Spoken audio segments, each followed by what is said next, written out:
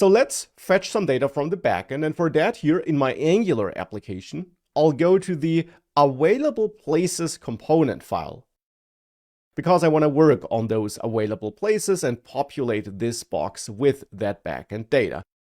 So this component is the right place to fetch that data. You could also use a service, and that is something we'll switch to later, but for now, let's work in this component. And the question therefore is, how do we send HTTP requests in Angular applications? And the answer is a special service, you could say, which you can inject into your components or into your services. It's the HTTP client, which I will inject by using the inject function from Angular. And then it's the HTTP client imported from @angular/common/HTTP.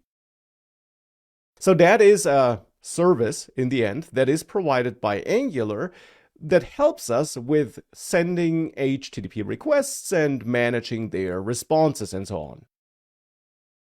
Now, if you would try to inject it like this, you'd get an error here in your browser developer tools. A null injector error that Angular actually doesn't know how to provide such an HTTP client value to you. Because in this application, we never set up a provider for this service. And as you learned before in the course, you need to tell Angular how to provide the things that you later want to inject. And this HTTP client thing is not something that would be available in all Angular applications out of the box. Instead, to provide it, you could add the providers array here in your component. But typically, you want to use the HTTP client in other parts of the application as well, and therefore it's more common to provide it right in the main.ts file, or if you're using modules, to provide it in the root module. Now, if you're not using modules, then you would provide it by adding a second argument to this Bootstrap application function here. And then there you can add the providers setting, which takes an array of providers to register a provider for this HTTP client. And you register that provider by calling the provide HTTP client function, which must be imported from @angular/common/HTTP. By executing this function here, you set up such a HTTP client provider, and that is a function that's provided by Angular, of course, so all you have to do is call it. And then you'll have such a HTTP client provider registered application-wide if you do it here. And therefore now you'll see the error is gone if you reload the application. Because now with that provider added here, application-wide in this case, Angular knows how to inject such a HTTP client service. So that's how you set it up and make it ready for usage. Of course, you could also inject it here by using the constructor. As always, you can inject anything here as well. You don't have to use the inject function. So that would be an alternative. And of course, you could also be using modules instead of standalone components. In that case, the next lecture will contain instructions that shows you how you could provide the HTTP client in that case. Here, I'll stick to standalone components though. And with that, let's now use that HTTP client to send such a request. So let's use the injected HTTP client to fetch some data. And the question is, where do we put that code for fetching that data? And the answer is ng on init would be a good place for that. Because here I want to fetch that places data from the backend right at the start when this component becomes available, so that I can populate the available places here right from the start. And therefore, ng-on-init sounds like a great place to initialize this data fetching process, because this method, as you learned, will execute once the component is ready. Therefore, I'll implement on-init here and make sure to import that from @AngularCore to rule out typos in the ng-on-init method name. And then there we can use that HTTP client which we injected and call one of the built-in methods. And as you can see, there are a couple of methods you can call on that HTTP client. And in the end, they represent different kinds of HTTP methods you could use for that outgoing request. And if you want to send a POST request, you would use the POST method. Now here, I want to send a GET request to the backend domain /places. Therefore, it's the GET method we need here. And then GET takes the URL to which you want to send that request. For example, http://localhost 3000, which is the domain of that dummy backend I provided to you. By default, it's running on port 3000. And then /places. And this would send a GET request to this URL here. Now GET then actually returns an observable.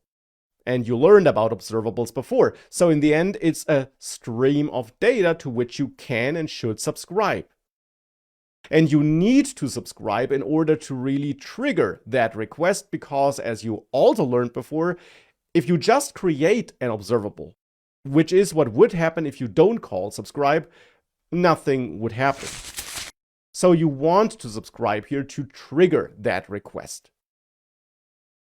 And subscribe then takes such an observer object where you can define different functions for different scenarios.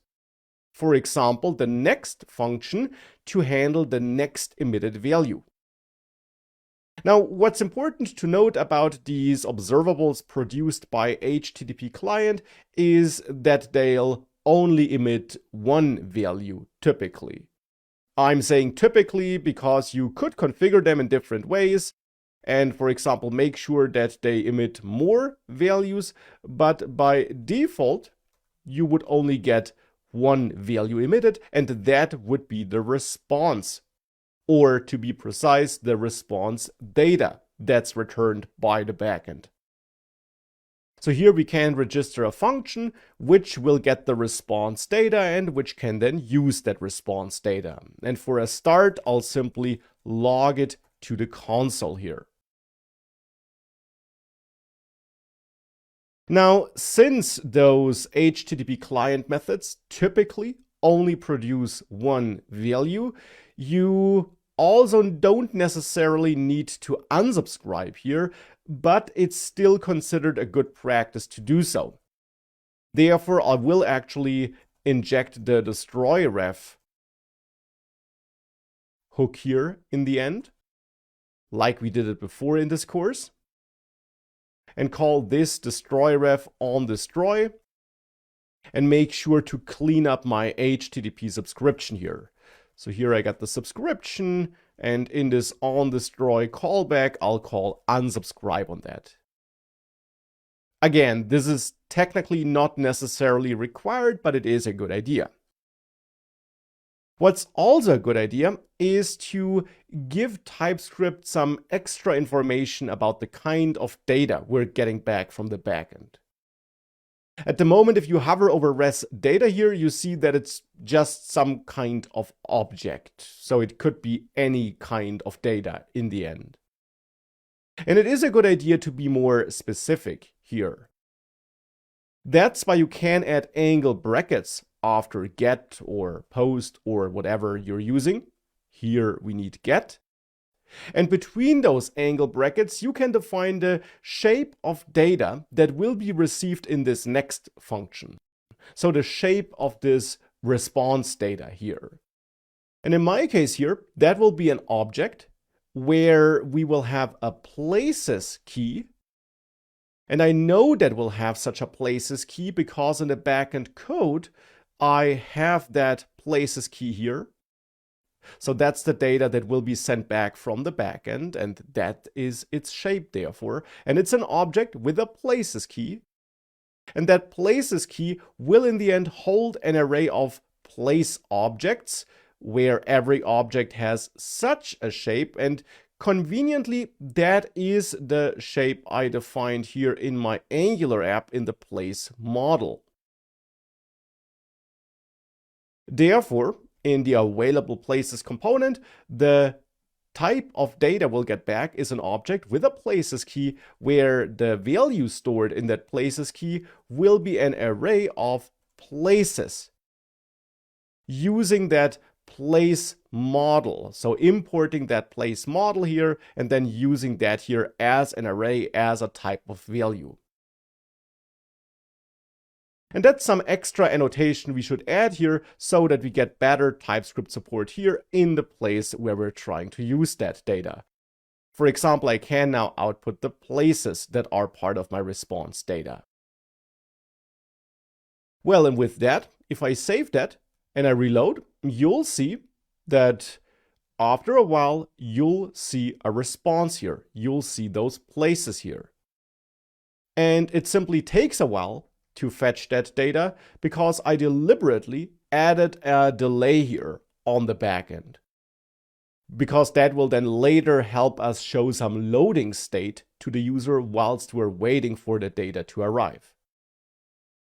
So that's of course just some delay I added for demo purposes, but it would be reasonable to assume that your backend API might maybe at least sometimes be a bit slower, and you might want to show some fallback content to the user whilst you're waiting for the response. But that's something we'll take care of later. That's why it takes a while for the data to appear in the console, but thereafter we can see that this data was fetched successfully. And therefore the next step now is to output these places here.